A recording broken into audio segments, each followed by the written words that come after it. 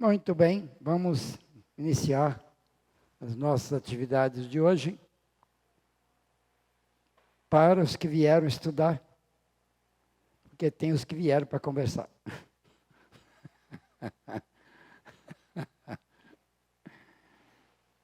Tem uns que vieram para estudar.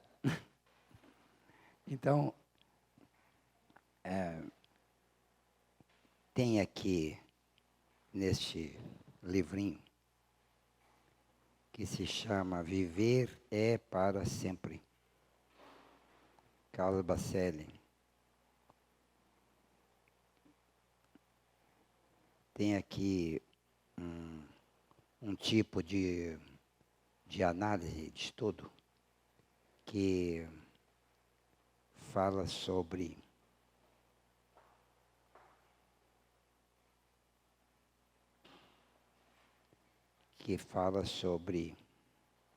a preparação alimentar que o médium deve fazer antes de trabalhos mediúnicos. Interessante que, do jeito que é abordado aqui, ele não fala só da preparação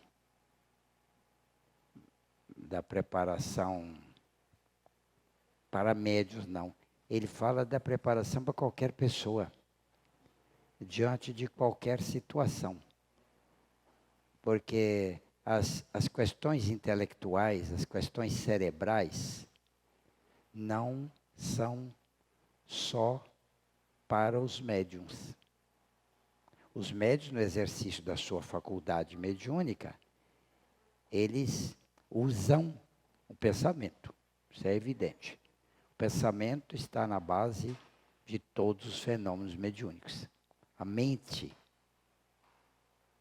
está na base.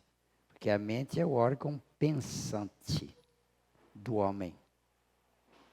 É o que ele conhece. Este conceito de mente, a ciência usa muito, mas não define direito. Porque a questão é saber se a mente depende do cérebro ou se a mente é superior ao cérebro, é anterior. Então, se fosse assim, o pensamento era criado lá na mente e depois é que cai no cérebro para fazer a função física da mensagem que o pensamento trouxe lá da mente. A mente mandou o pensamento para o cérebro. E o cérebro agora executa a parte física deste pensamento, que é o entendimento consciente. Para dizer a verdade, o entendimento consciente já estava lá no pensamento, né? Já veio de lá. Mas quando cai no cérebro, é para a desincumbência, é para providências orgânicas daquilo que o indivíduo pensou. Se você, num certo momento, tem um pensamento assim: estou com sede.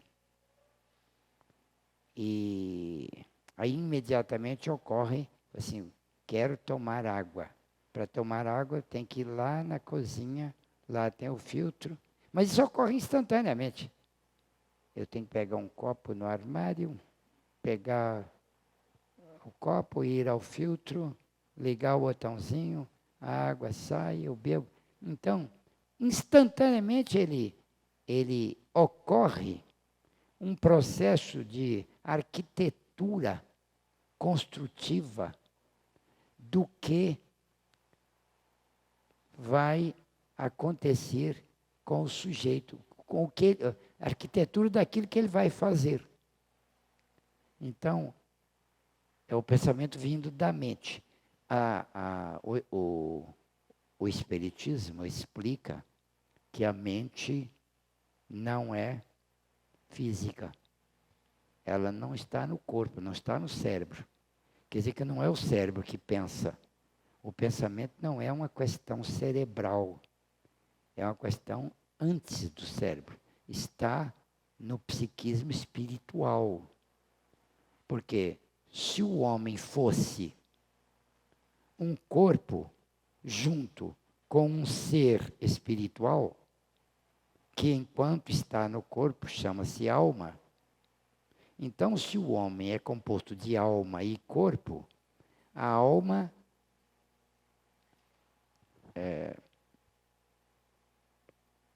antevive ao corpo. Quer dizer, ela vive antes, ela existe antes do corpo existir. Ou seja, se o ser espiritual, antes do corpo, de ter o corpo, o ser espiritual já está lá, vivo e pensante. E agora ele vai, com o processo do nascimento, ele vai conseguir um corpo físico com o qual ele vai se manifestar durante os próximos 100 anos. E então, a mente, que pertence ao ser espiritual, quer dizer que o ser espiritual tem um órgão pensante. Este é a mente. Quando esse ser consegue um corpo, ele vai conseguir um corpo para ele poder se manifestar lá na vida material, lá quando ele nascer. E ele vem então para cá com uma finalidade que foi estabelecida por ele mesmo, junto com outras pessoas que lá do além construíram para ele o projeto do nascimento e da vida aqui na Terra. Então, o indivíduo, quando ele toma o corpo, ele precisa do corpo para ele se manifestar. Porque senão, para começo de conversa, ele nem é visto. Você não viu o seu filho antes dele nascer. Quando ele nasce, você vê aquela coisinha pequenininha que chegou ali e fala, este é o meu filho. E aí você começa a lidar com ele como se ele fosse o seu filho. Ele não é seu filho. Ele não é seu nada. Ele já existia antes, não era seu. Agora, com o episódio do nascimento, existe esse mecanismo da gente ser filho de alguém. Porque quando a gente nasce, a gente precisa de socorro, precisa de muita ajuda. Uma criança, um ser espiritual, quando nasce, ele precisa de ajuda até o dia de completar a pós-graduação. Não é? Não é?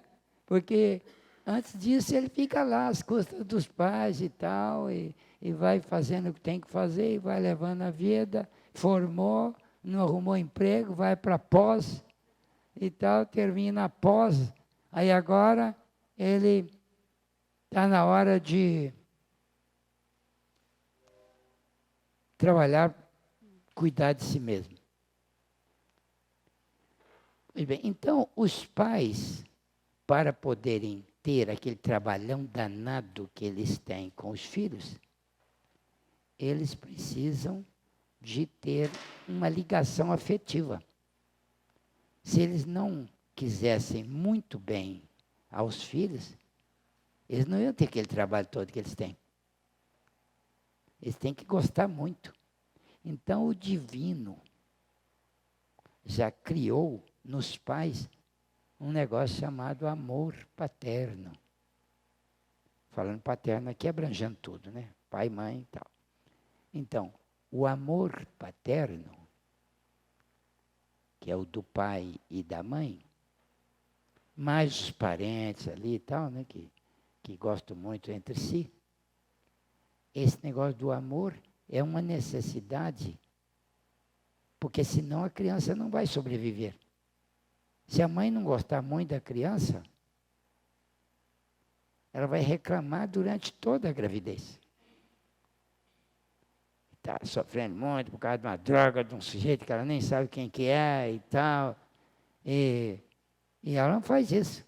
Ela já pega um amor ali, uma proteção, passa sofrimento, tem que fazer repouso, ela faz, tem que tomar remédio, ela toma.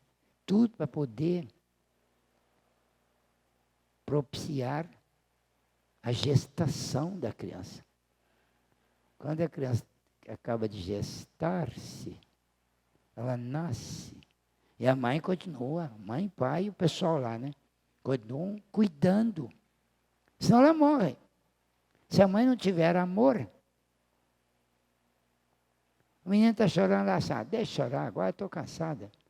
Ah, ele está sofrendo. Sofrer, também sou. Deixa sofrer. Mas a mãe não faz isso. Se ela escutar um chorinho da criança, ela corre lá e vai ver o que é e tal. E se está necessitando de trocar a fralda, ela troca, vai dar banho, cuida, passa talco, brinca com a criança, dá mamar, prepara a comidinha, dá remedinho, dá tudo que for preciso. Um trabalho danado. E ela faz aquilo porque ela quer. E de onde ela tirou esse querer? De uma competência amorosa que o divino pregou no pai e na mãe.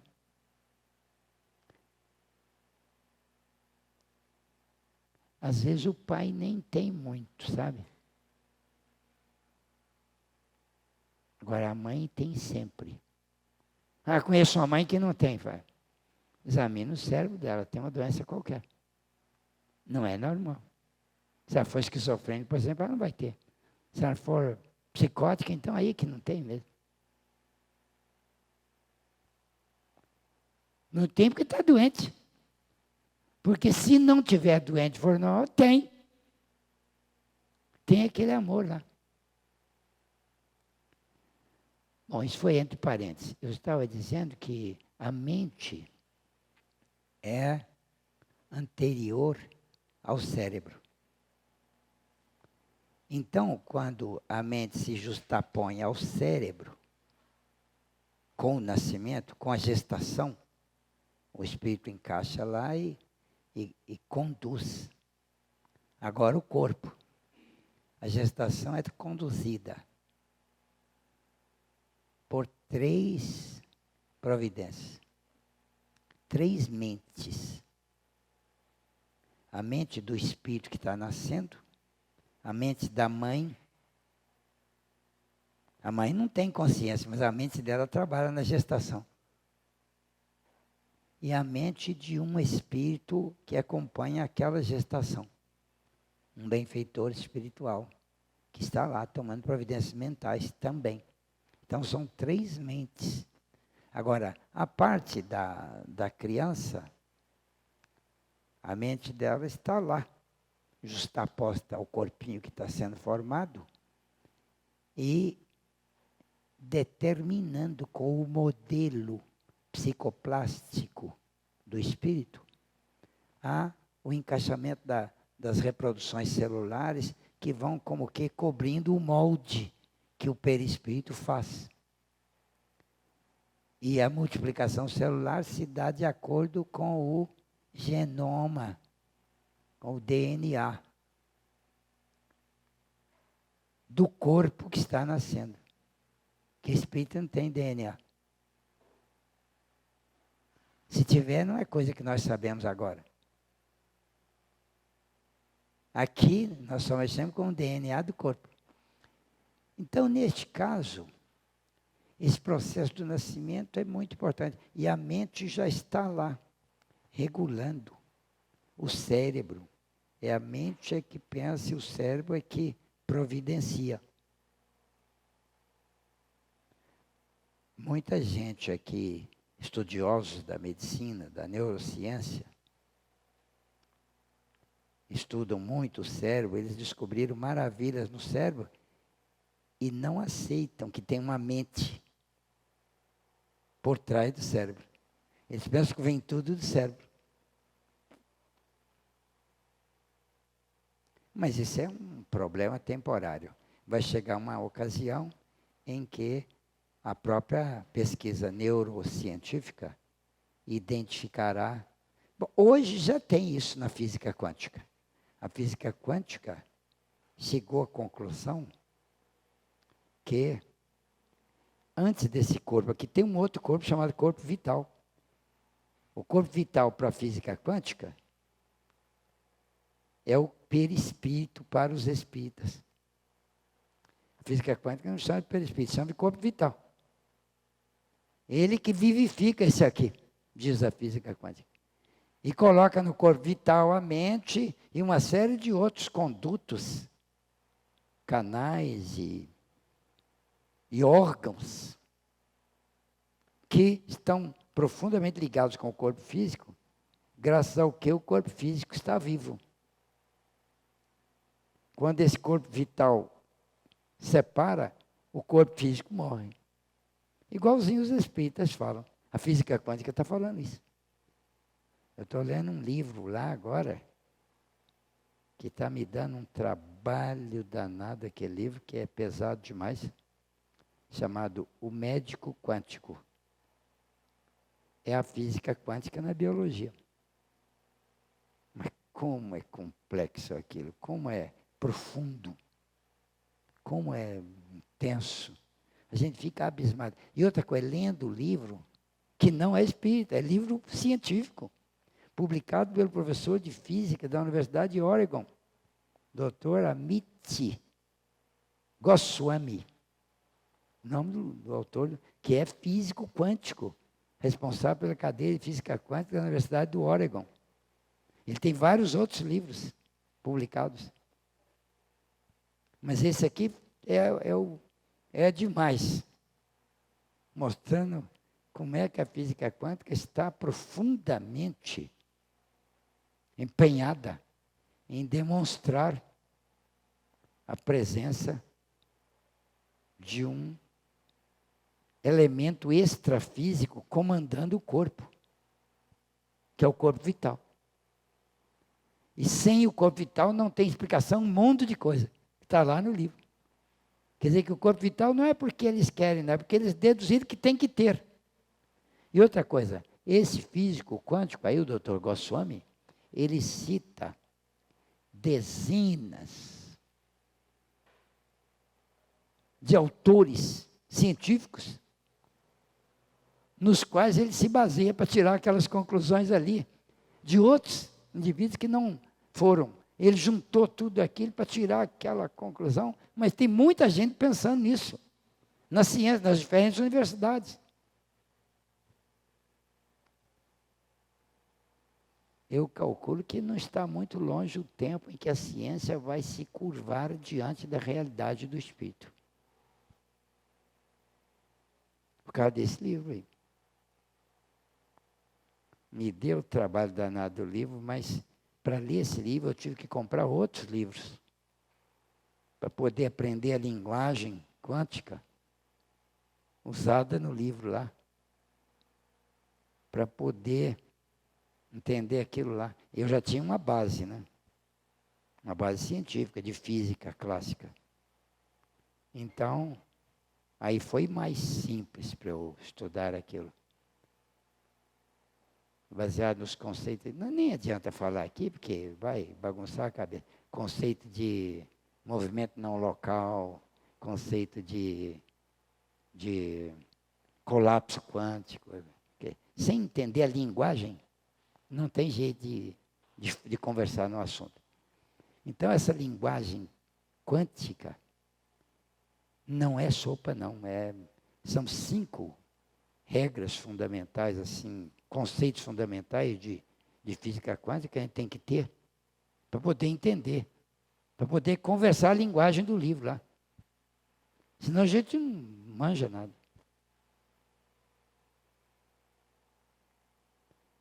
E aí, falando sobre a validade da existência de um homem extrafísico, que é o que a gente é. A ciência. Agora, o que eu queria falar aqui é a respeito de alimentação e problemas e processos psíquicos. Alimentação. Está aqui no livro espírita. Esse é livro fácil de ler. Livro espírita. Então, no livro, porque todos os espíritas, principalmente todos os médios, já ouviram muito falar de como a alimentação é importante para o fenômeno mediúnico. Mas a defesa aqui no livro não é bem só essa, não. É só lá no 3º capítulo que ele vai falar como é que a alimentação é importante para a mediunidade. Mas antes ele fala como é que a alimentação é importante para o fenômeno mental. O indivíduo com o estômago cheio, ele tem impedimentos cerebrais de elaboração. Se você vai fazer uma palestra científica, pode ser até para o mal. Se você quer fazer uma boa palestra, não coma muito, não. Então, vá com o estômago vazio. Se você tiver que comer, coma cedo, para a digestão acabar na hora que você precisar do pensamento lá. O André Luiz, pelo Chico Xavier, fala assim, estômago cheio, cérebro inábil. Está no livro Conduta Espírita, essa frase, André Luiz, pelo Chico Xavier lá. Estômago cheio, cérebro inábil. Para qualquer coisa que o indivíduo vai fazer com o cérebro. Você vai para a aula, você estuda de noite, cuidado com a comida, meu amigo.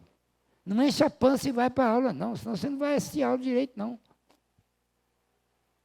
Você vai, porque na hora da digestão, essa parte aqui, digestiva, nossa, o estômago e o intestino delgado, que é a parte digestiva, mais as glândulas, né? O fígado, que é a glândula maior glândula do corpo humano, né? O fígado.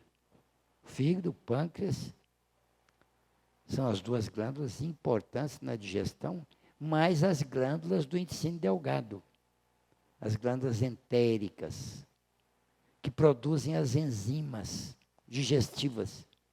Vem do fígado, vem do pâncreas e vem do próprio intestino delgado, na parte glandular, que produz uma porção de enzimas ou substâncias digestivas que quebram as moléculas dos alimentos. Porque os alimentos são só 3. Os carboidratos, né? Os carboidratos são alimentos formados. Mas como é que eu falo isso quimicamente, hein? Formados por carbono, hidrogênio e oxigênio. Carboidrato. Carbono, hidrato, hidrogênio e oxigênio. Como a glicose, por exemplo. A frutose, a lactose, a galactose, né? A levulose. Quer dizer, é tudo carboidrato simples. Carboidrato simples. Esses carboidratos simples têm 6 átomos de carbono. Todos eles. Glicose, frutose, galactose, levulose. Todos eles têm 6 átomos de carbono. Que é molécula pequena. Pequena. E sendo pequena, elas entram no sangue através das vilosidades. A vilosidade é um buraquinho que tem no estômago. E depois do buraquinho é o sangue. Que caiu da velocidade, cai direto no sangue. Por baixo da velocidade, o sangue está passando ali. Nas veias. Nas veias intestinais. Levando tudo para o fígado. Essa veia que leva para o fígado, uma veia grande assim, chama veia porta. Veia porta. Ela leva para o fígado. O sangue diretamente para o fígado. O sangue vai para o fígado. Agora, tem uma opção de veiazinha que forma a veia porta, igual o rio, né? Opção de ribeirão, vão juntando para formar o rio Amazonas lá.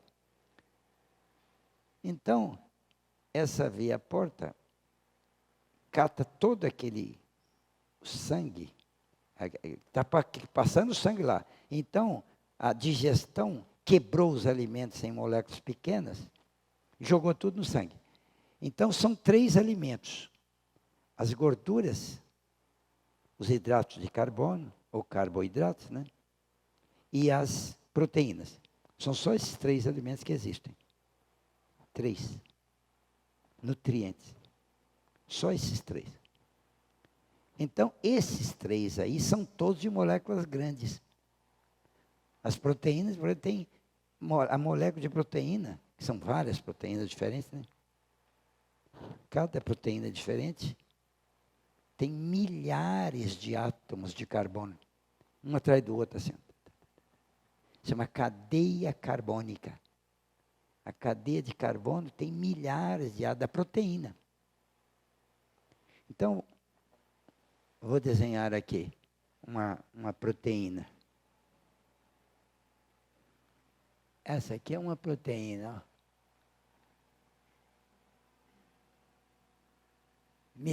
Aqui, ó, eu vou desenhar um carboidrato. Carboidrato, alimento, né? Amido, que a gente come. De sacarose para cima, né? Amido. Amido é outro que tem milhares de átomos de carbono. O amido eu vou fazer diferente, ele é assim, ó. Ele não é assim, não. Eu que estou riscando aqui para ficar diferente daquele lá. Aquele lá é proteína e esse é amido. E gordura? Gordura, como é que é? As gorduras, fazer assim, para ficar diferente. Milhares de átomos.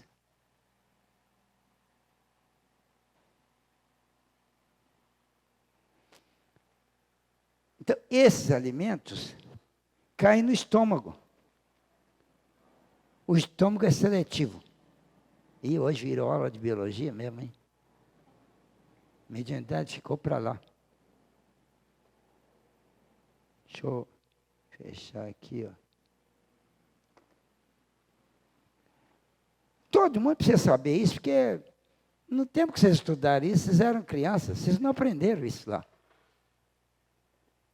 A gente estuda, tudo que a gente estudou quando criança não sabe mais, não. Ninguém sabe. Tem que estudar depois, senão não vai saber. Aí, essas moléculas caem no estômago para serem digeridas. O estômago começa a digestão. O estômago começa. Tem a opção de secreções, de enzimas no estômago que atacam os alimentos. Mas qual desses 3 atacam? Aqui é hidrato de carbono, né? Então, carboidratos. Carboidratos. Proteínas.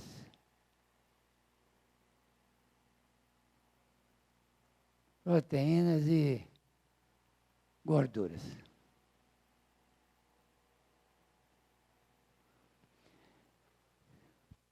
O estômago ignora os carboidratos,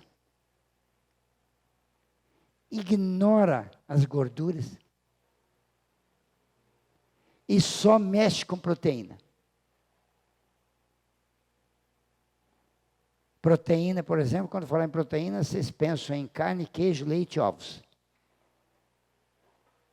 Isso aí são as fontes universais de proteína. Qualquer carne, qualquer queijo, qualquer ovo, proteína. Proteína pura. Então, essas proteínas, só elas são atacadas no estômago. Lá tem um negócio chamado pepsina, que ataca a proteína. Bom, tem um ácido clorídrico que começa a mexer na proteína para derreter ela, dissolve, mas não digere. É a pepsina que digere. Mas a pepsina você comeu bastante carne, a pepsina não é tanto assim, e a proteína das pepsinas, as proteínas do estômago não são digeridas lá, só começa a digestão. E os outros? Os outros, se tiver presente, eles ficam esperando a proteína acabar de ser trabalhada, porque a válvula do estômago, que aqui o estômago, né, ó, tem uma válvulazinha aqui, ó. Aqui, ó. Tem uma válvulazinha aqui, ó. Que está fechada. Chama piloro. Já viram falar nisso, né? Piloro. Ela está fechada, a comida não sai. Está presa ali. Para ela sair, tem que haver uma mudança de química lá dentro do estômago, com o término da digestão ali. Aí o piloro abre, a comida passa para o intestino. Aqui no intestino tem um processo agora de digestão violento. Vem enzimas lá do pâncreas para atacar as proteínas. São as tripsinas. E vem do próprio intestino delgado, a própria glândula aqui do intestino delgado fabrica uma enzima chamada erepsina, que ataca as proteínas também. Tudo para atacar a proteína. E as proteínas vêm de lá e são atacadas aqui. Quando as proteínas são atacadas, elas quebram. Elas quebram em pedaços assim, ó. Pedaços assim, ó. Se ela for para lá com os pedaços assim, uns bem grandão ainda e tal, né? E chega lá já quebrada, mas em pedaço grande. Lá tem que quebrar cada pedacinho assim, ó. Cada pedacinho desse aqui, ó, é que vai entrar no sangue, ó. Chama aminoácido. Cada pedaço de proteína chama aminoácido. Lá, ó. Então,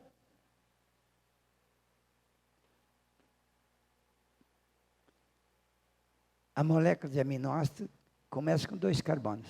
Né? O aminoácido mais simples que tem chama glicocola. Isso aqui, ó. Alanina ou glicocola. Não sei por que estou falando isso tudo. Pra vocês ficarem craque, né? Só para isso. Agora, se botar 3 carbonos, já não é mais alanina. É desse mesmo jeito, mas é com 3 carbonos. Tem 21 aminoácidos diferentes.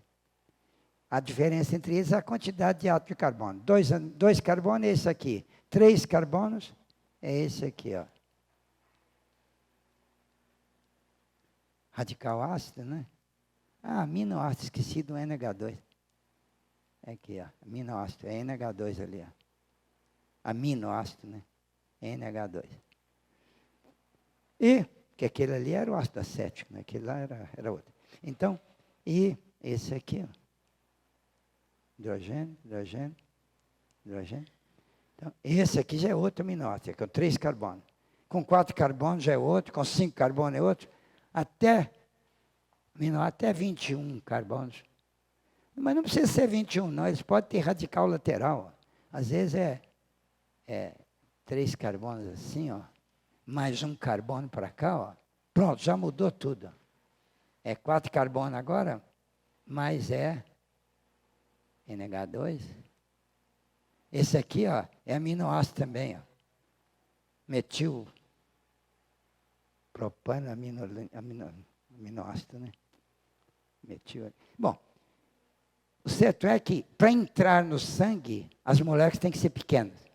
Menos de 20 átomos de carbono, assim. Por volta de 20 átomos de carbono.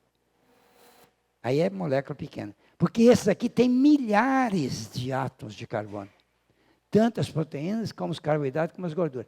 Então, as proteínas quebram em aminoácidos. Os hidratos de carbono quebram em monossacarídeos. Eles são chamados polissacarídeos. Né?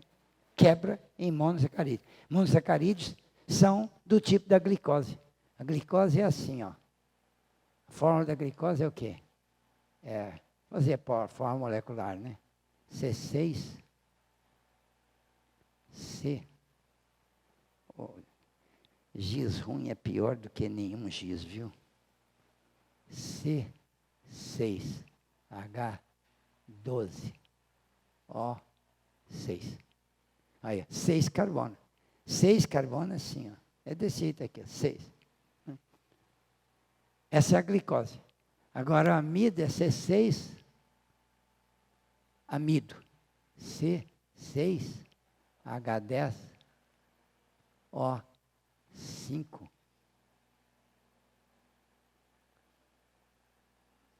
N vezes. Milhares de vezes. C6H10O5. Milhares de vezes. Quebrando dá C6H12O6. Isso é glicose. C6H12. Mas também é levulose, é frutose, é galactose, né?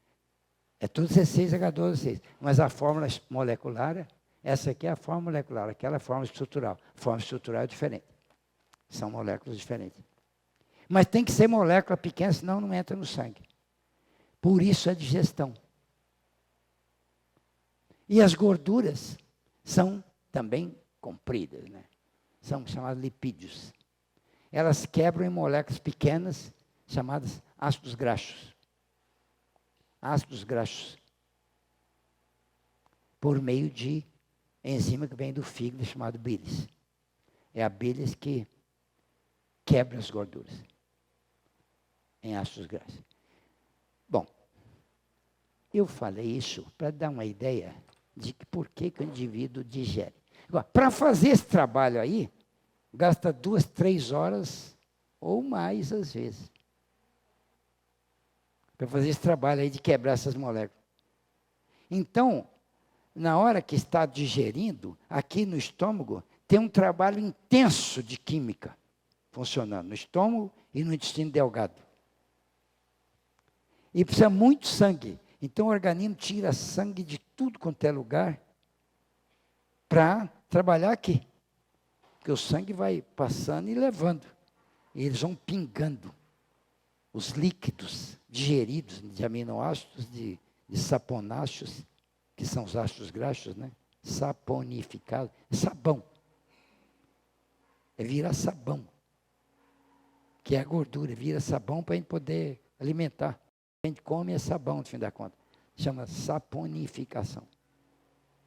E as proteínas, os aminoácidos que caem no sangue. Os aminoácidos são os tijolos. E a proteína é a parede toda. A gente quebra a parede, pega os tijolos agora entram no sangue e o corpo da gente vai fabricar uma outra parede diferente daquela parede. Quer dizer, a proteína humana é diferente da proteína dos animais. A gente come uma proteína e o corpo da gente fabrica uma proteína própria nossa. Que é isso aqui, ó. Isso é proteína. Tudo que a gente pega é proteína com outras coisas, né? Tem gordura ali, tem água para danar, tem opção de outros elementos químicos, de enzimas, coenzimas, vitaminas, sais minerais complexos, sais orgânicos e tal. Está tudo aqui fora. Mas o básico é a proteína. Então você entende que na hora da digestão, o corpo não pode ter ocupação séria. Se tiver, por exemplo, se você for fazer ginástica depois do corpo, do banho, do almoço, os seus músculos vão pedir sangue, vão exigir sangue. Aí o seu corpo tem aquela quantidade de sangue lá. A grande parte do sangue disponível vai toda para o intestino, do sangue disponível. Porque o corpo não pode ficar sem sangue, né? O sangue fica circulando o tempo todo. O cérebro não pode ficar sem sangue. Então, ressalvada a função mínima de cada órgão, o sangue está todo lá no intestino, ajudando na digestão. Se você faz ginástica, aí os seus músculos pedem sangue, vem tudo do intestino. A digestão para. Um cientista que descobriu isso, pegou 3 cachorros, deixou os 3 com fome, na hora de comer, deu comida para os 3 na mesma hora, mesma comida, na mesma hora. Deu carne para eles. Cachorro come carne, né? Aí, na hora que os 3 estavam alimentados, esse cientista chamava-se Pavlov. E ele então pegou os 3 cachorros e deu 3 destinos. Ele soltou para correr, para caçar. O cachorro foi correr. O outro, ele pôs para dormir. Deitou lá e foi dormir. E o outro, ele botou na coleira e foi dar um passeiozinho com ele, devagarinho, andando aqui, deu uma volta. Uns 15, 20 minutos de passeio, meia hora. Meia hora depois, ele voltou, pegou os 3 cachorros.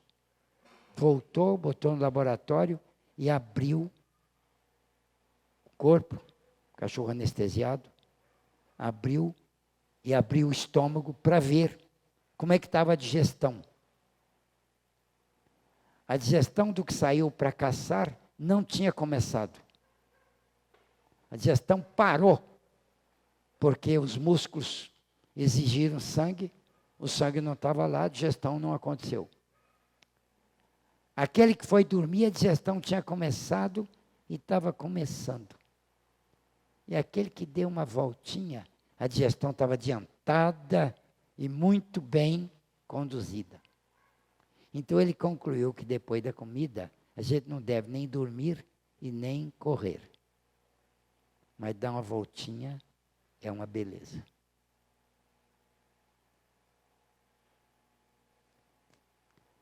Agora, suponha que você enche o estômago e vem para o centro. Chega aqui, você senta aí e fica me olhando. E eu estou falando aqui dos hidratos de carbono. Aí você olha assim e faz o que? Ai, desculpa, mas eu vou dormir. Porque dá um sono formidável. Tem umas pessoas aqui no centro que são clássicas em dormir toda semana, na mesma hora. Elas sempre dormem. Não tem estudo que faz com que elas... Mas não vamos censurar os coleguinhas, não. Vamos não. Não vamos apontar ninguém, não. Vamos só guardar para a gente o conceito. A pessoa não é culpada de dormir. Deu um sono danado, ela vai fazer o quê? Eu não quero dormir, mas não tem jeito. Quando o indivíduo fica com vergonha de ofender o orador, ele está morto de sono. Às vezes não é nem porque a palestra está ruim, é porque ele não aguentou mesmo. O sangue, pessoal, desculpa, mas não vou ficar prestando atenção. Porque para prestar atenção, tem que ter sangue aqui, né? Para prestar atenção na palestra, tem que ter sangue na cabeça. O sangue está lá na digestão. Então, se o sangue vem para cá, o cérebro desliga tudo que puder, né? Desliga onde puder para poder mandar o sangue para lá.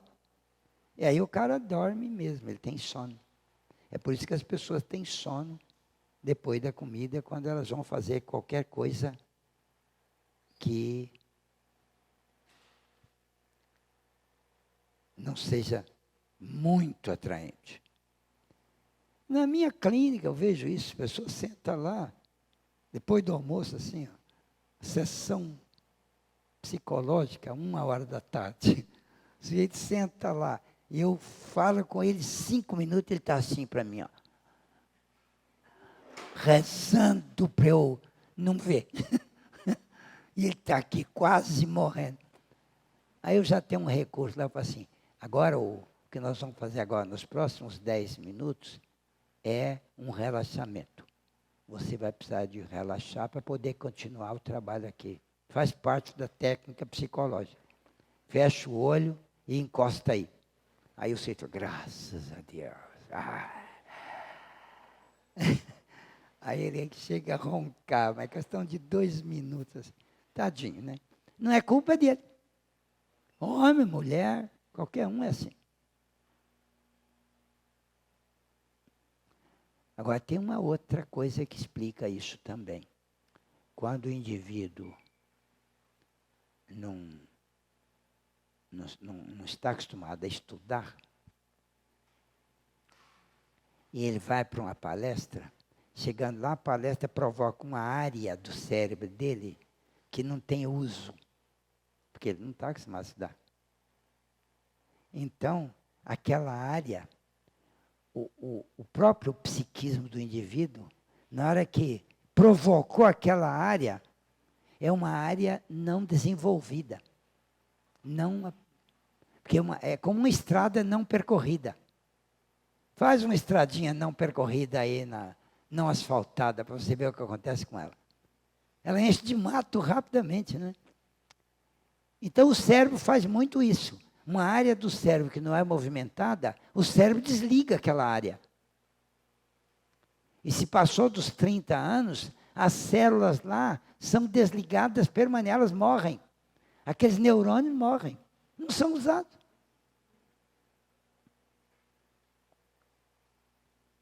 Agora, se o indivíduo é interessado em estudo e coisas assim, então aquela área do cérebro dele é desenvolvida e é usada. E aí estas pessoas vivem mais tempo. Isso foi uma pesquisa feita lá na Europa. E já não faz pouco tempo, faz mais de 20 anos que essa pesquisa foi feita. Vai desde 1985, mais de 20 anos, né? 25, 30 anos. Né? 2015, né? 30 anos. Não, 30 anos.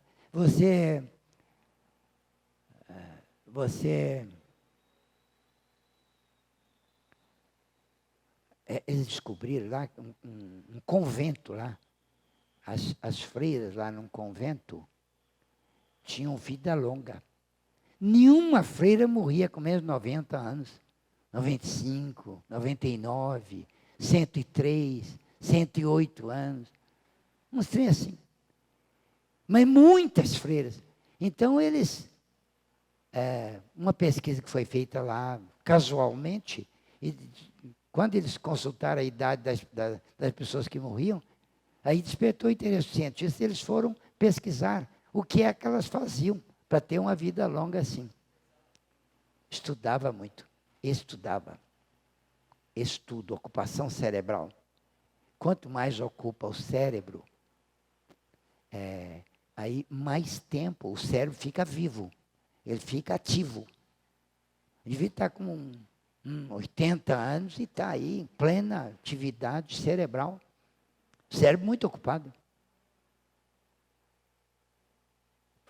Eu sou um sujeito que não tem data para desencarnar, não, sabe? Posso desencarnar até hoje. Hoje. Pode ter um acidente coronário hoje, amanhã, na hora que eu acordar, estou lá no além, procurando um buraco lá no umbral para escapar. Mas qualquer um é assim. Mas, teoricamente, se não houver acidente, eu vou durar mais tempo. Porque eu estudo muito, a vida toda. E então, eu faço exames médicos regularmente. E faz uns 3 anos que eu tive um lapso de memória e fui a uma neurologista, amiga. Falei para ela assim, vai lá que eu vou pedir uns exames para ver o que tem no seu cérebro. E aí eu fui e ela pediu uma tomografia computadorizada. É aquele troço lá de entrar naquele aparelho e eles tiram o retrato do cérebro funcionando, né? É aquele trem lá. E aí eu levei o exame para ela, ela olhou, eu tinha 79 anos. Naquele tempo, lá atrás.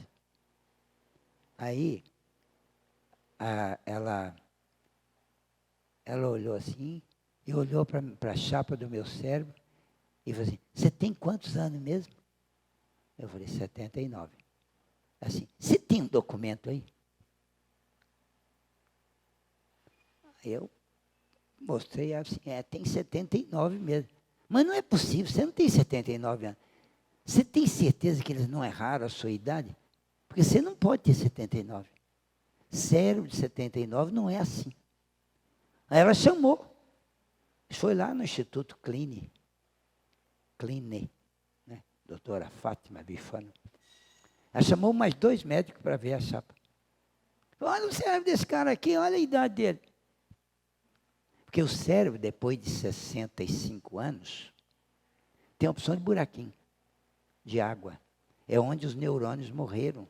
E está ocupado por água. E na medida que o indivíduo vai envelhecendo, aqueles buraquinhos vão aumentando. O indivíduo não vai... Quando ele tiver 80 anos, está cheio de buraquinho. 85 tem um monte. E aí ele começa a perder funções de lembrança, de interesse, de coisas assim. Ele vai perder por causa do envelhecimento cerebral. Mas quando o indivíduo usa muito o cérebro, não acontece isso. O meu cérebro não tinha nenhum buraquinho aos 79 anos. Assim não é possível, tem que ter. Nunca vi um cérebro assim. Que bom, tá bom o meu trem aí? Fala, tá bom. Assim, bom, rapaz, você fotografar esse cérebro, levar para o congresso. Falei, tá brincando. Tá brincando. Fala que tá bom, escreve aí que eu vou gostar, vou sair contando isso aí, que o meu cérebro tá bom. Mas aí eu fui entender aquele negócio lá das freiras. Estudou muito, o cérebro permanece bem. Se você quer ter cérebro bom, mesmo na velhice, é envelhecer sem ficar velho. Porque envelhecer você vai. Eu, por exemplo, estou velho. Mas não estou envelhecido ainda. Vou envelhecer, mas não assim. Assim. E outra coisa, eu nessa época não sabia ainda de certos medicamentos que a gente deve tomar para ajudar a proteger a saúde da velhice. Que são 4 coisas que a gente tem que tomar: iodo, magnésio, vitamina K2 e vitamina D3. Tomando esses 4 trem aqui, o envelhecimento é suave. Ainda tem mais alguns que é preciso tomar. Um que protege a multiplicação celular, os telômeros, né, dos cromossomos, porque na multiplicação celular o telômero vai se desgastando. E quando o telômero acaba, aquela célula morre. E o telômero faz só 50 divisões celulares. Então, calculando isso, ninguém passa dos 80 anos, porque o telômero acaba. Se o indivíduo passar dos 80, é porque houve alguma coisa com ele em termos artificiais. Ou ele se dedicou muito, ou ele, por exemplo, ele se dedicou muito a esforços físicos. Esses caras que têm vida mansa, lá no sertão, e que capinam todo dia. O cara tem 90 anos e está lá capinando. Aqueles caras vivem 100 anos. Porque eles forçaram muito a barra com esforço físico. Regular, hein? Não é esforço físico excessivo, não.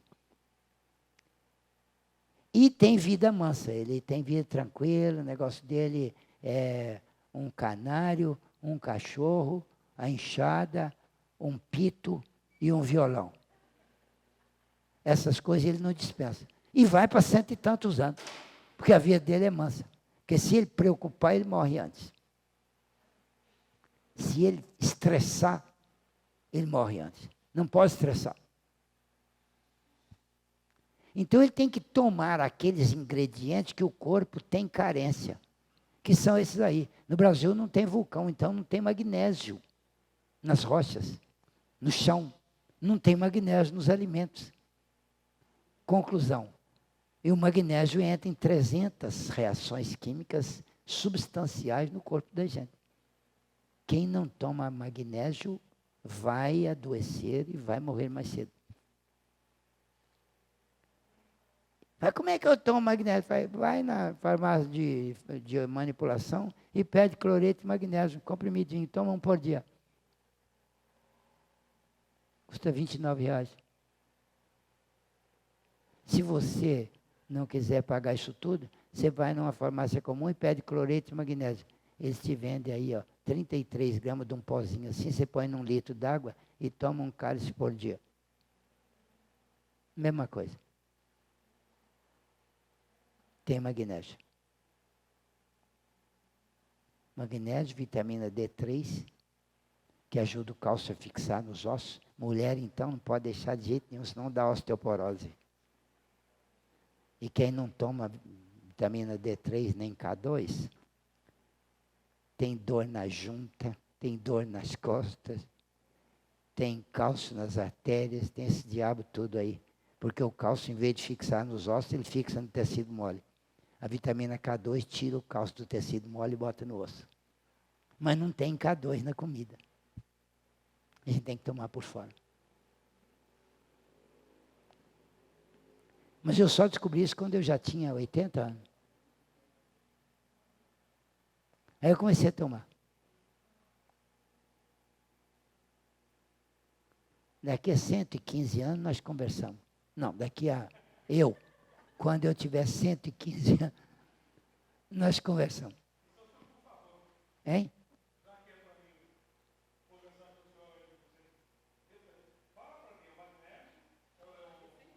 K2D3. Não, toma aqui no centro.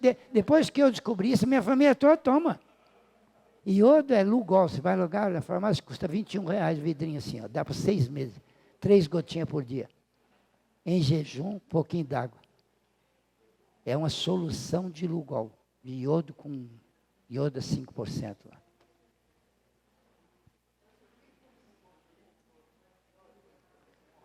Hein? Não, a gordura de porco é a gordura da vida, minha filha, a gordura dos animais. Gordura que faz mal é a gordura de esse óleo que você compra aí. Não, aquele lá protege as artérias, porque o corpo da gente precisa de gordura. Na gordura animal. Se for gordura vegetal, faz mal. Os antigos cozinhavam com toucinho. E viviam mais. Desde 1925, que eles inventaram o óleo vegetal, é que começou a aparecer os problemas de infarto nos Estados Unidos. Antes ninguém tinha infarto. Hoje em dia, 60% dos que morrem é problema de coração. Por causa de óleo vegetal.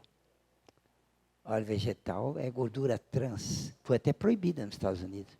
Aqui não, que é perfeitamente permitido. Faz um mal danado para a saúde. E tem outras coisas que fazem mal. Trigo, por exemplo. Cevada, centeio e trigo. Faz mal. Por quê? Aumenta a permeabilidade do intestino. Essa aqui, ó. O intestino, e aí moléculas maiores entram no sangue e são confundidas com o tecido. Porque a molécula maior, ela não é proteína, mas não é aminoácido, é muito maior do que aminoácido. Então, lá no corpo da gente tem os neutrófilos, glóbulos brancos, que fagocitam, que comem os invasores. Os neutrófilos, glóbulos brancos, chamados neutrófilos. Vocês lembram disso, né? Neutrófilos, monócitos, linfócitos. Vocês lembram dos glóbulos brancos? Pois é, os neutrófilos são os fagócitos, aqueles que comem. Eles liquidam as bactérias e tal. Então, quando você aumenta a permeabilidade, moléculas maiores entram no sangue. E se elas são pedaços de proteína maiores, o linfócito fica na dúvida. Ele ataca elas. e come. Todas elas. As maiores. As menores não, elas viram aminoácidos e vão formar a proteína da gente. Entra dentro da célula. Agora, as maiores, os linfócitos comem. E aí, o corpo da gente tem proteína, e às vezes uma sequência de proteína daquela é igual àquela que o linfócito comeu, que o monócito comeu. Aí ele para ali e fala assim, essa proteína aqui é igual àquela que eu comi, ela é inimiga também. E pá, na proteína da gente. E começa a comer o corpo da gente. Chama doença autoimune. Toda doença autoimune é a do indivíduo que os próprios glóbulos brancos de defesa atacam o corpo da gente pensando que é inimigo. Glúten faz isso. Cevada, centeio e trigo. Trigo, pizza, pão francês. Eu adoro pão francês. Adoro pastel do Mercadão. É cheio de glúten. Mas aí eu parei. Nunca mais comi pão. Nada de trigo. Por quê? Eu não posso facilitar, né? Eu já tenho 82 anos, agora eu não posso facilitar, não. Agora, vocês são novos, vocês podem facilitar. Se tem uma doencinha autoimune aí, não tem problema, não. Desencarna mais cedo, vai ver o André Luiz. Vai ver mais cedo, né? Glúten é um perigo. Porque não apenas ele faz... Glúten não faz só doença autoimune, não. Ele provoca doenças degenerativas. Uma das doenças degenerativas mais comuns do nosso tempo é câncer. Câncer é o quê? Doença degenerativa. Glúten está na base. Fora isso, o indivíduo usa desodorante com alumínio. Desodorante com alumínio. Todos esses aerosóis aí são de alumínio. A minha médica assim, pare com desodorante com alumínio. Ele faz doença de Alzheimer. Falei, está brincando? Desodorante? O que eu vou fazer? Assim, se não tivesse nada a fazer, você fazia com água com sal. Lava o seu debaixo do braço todo dia com água com sal. Falei, mas dá um trabalho assim. Então usa leite magnésio de Philips. Passa com a mão assim. Desodorante perfeito e não tem alumínio. Ainda tem magnésio. É bom para a saúde. Eu descobri tanta coisa lá com esse negócio de nutrição. Mas isso tudo de 2 anos para cá que eu descobri. Não quer dizer que eu vou ficar vivo. Os acidentes existem, acidentes externos e acidentes internos. Mas sem acidente nenhum, o indivíduo vai viver mais. Agora, não interessa viver muito se leva uma vida de doença, né? Se você está babando aí, não conhece nem os parentes, você quer viver muito? Quanto mais tempo você vive, pior. Viver muito doente não é vantagem. Gente, eu vou dar um tempinho para vocês irem dormir agora na sala de mediunidade. Faça o favor de acordar para vocês dormirem lá na outra sala, já que vocês perderam essa palestra. Eu estou brincando. Vocês podem dormir à vontade, que não me ofende, não. Só perde o estudo, né? Mas não é sua culpa, eu sei. E esse assunto aqui, ó, eu falo semana que vem. Que hoje fiz só uma introdução. Mostrar para vocês como é que comer demais prejudica o cérebro. E prejudica os fenômenos mentais. E prejudica a mediunidade. Tenham uma noite ótima, vão com Deus, um abraço, estaremos sempre juntos.